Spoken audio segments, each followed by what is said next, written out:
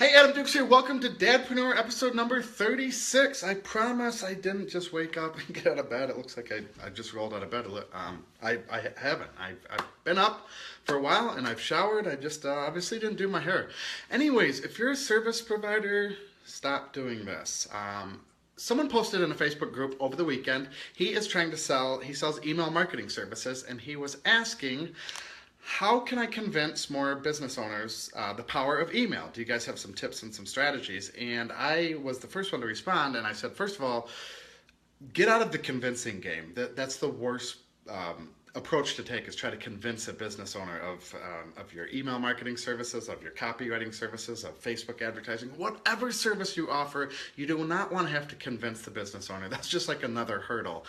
So I told him, don't convince them. Look for other businesses. There are plenty of businesses out there doing email marketing, and plenty of them that could improve their email marketing. So I said, instead of, like I said, another hurdle in trying to convince a business owner who's never done email, you're trying to convince them to do email.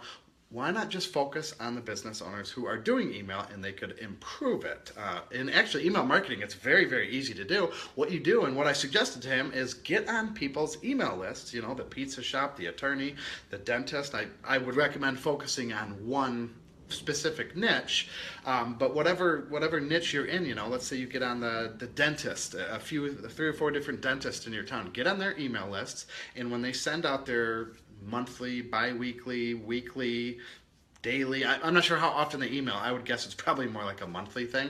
And get on their email list, see what they send you. And I could almost guarantee 99% of dentists doing it could improve it, and it probably wouldn't take much. Get on their email list and then respond back to the email, you know, with some suggestions, not a pitch or anything, but purely with some suggestions, or maybe with an actual email saying, hey, I wrote this email, or I rewrote this email. I bet you this would pull a lot better. You know, I bet you this would get more responses for whatever they're trying to sell, teeth whitening, getting people to come in the door and things like that. So email is actually very, very simple to do, because you can spy on what they're doing and then offer them improvements and suggestions, and you're replying to the email they sent out. So the chances of them reading it, probably not 100%, but damn close to 100%, you know, because you're replying to an email they sent out.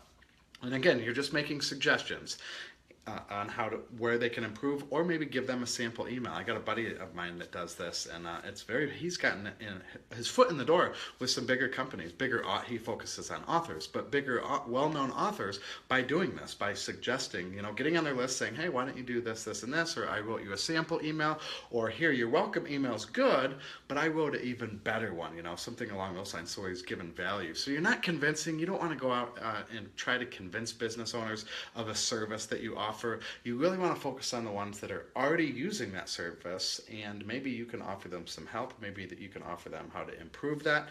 Maybe they're trying to do that themselves, you know, or maybe they did hire a company, but that's the best way to do it. So try not to get in the convincing game. Trust me, I was a local service provider for 5.5 years, and I tried to do a lot of convincing. It is an uphill battle. There's a couple people I converted, but they would always try to beat me up on price, you know.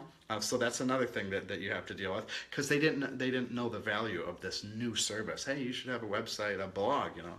Why should I have a blog, you know? And then you have to work down on price. So don't try to convince anyone. Find people that are doing it. If it's direct mail, they're sending out direct mail, get some of the direct mail pieces. You know, things that come in the mail. I used to do this when I would try to sell direct mail. I would get the pieces that came in the mail, I'd look at it, and then I would send them a letter, a personalized letter, and make suggestions on their direct mail, because typically about 90% of direct mail is pretty bad, you know. So I would have their actual piece of mail that they sent and said, hey, do this and do this, or I bet you if you did this, have a headline, have an offer, have a deadline.